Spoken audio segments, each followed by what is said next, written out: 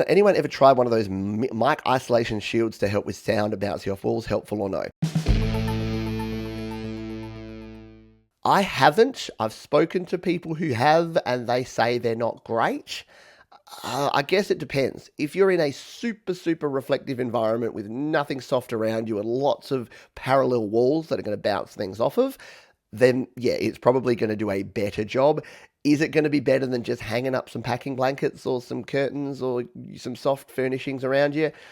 Yeah, maybe a bit. So I would go the low tech, the low cost version to start with, and that includes things like recording in a walk-in robe surrounded by like old coats and things. That can work out really well. Make sure you're near some soft furnishings. I'm in this room. I've now got a bed and I've got two curtains here, and I'm facing into a corner, so I don't get a whole bunch in the way of reflections. You can hear that there's a little bit of reverberance in this room, but it's not actually too bad, especially if you're using a microphone that just picks up directly in front like this one. It's a condenser mic, but it is a handheld condenser, so it's actually just boop. It's a front address mic.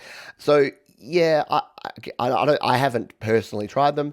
They do look cool, and I've seen that the Facebook ads and the Instagram ads with the thing that goes around, and yeah, look, they're gonna stop some of your reflections, but to me, sometimes I think stuff like that is solving a problem that either doesn't exist or isn't really as bad as you think it is. Unless you're finding your recordings are really echoey and reflective.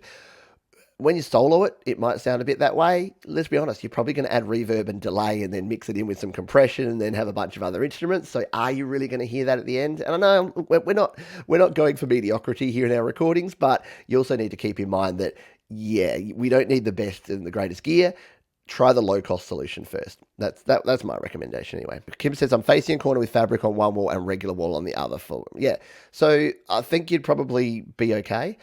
The only thing, yeah, like I say, if you've got like one of those clothes hanging things that you can put a thick blanket over or something like that to put behind you, just to absorb it. You're basically in a war against flat surfaces, and you're a war against hard surfaces and parallel. So anything that is flat, hard, and parallel. Unfortunately, most of our rooms are boxes with four walls that are like drywall or something like that, which is actually the worst thing it can be. So what you can do is tilt yourself at an angle so that you're not getting a reflection bouncing straight back at you. The reflections are bouncing off to the side, so hopefully they don't come back into the microphone.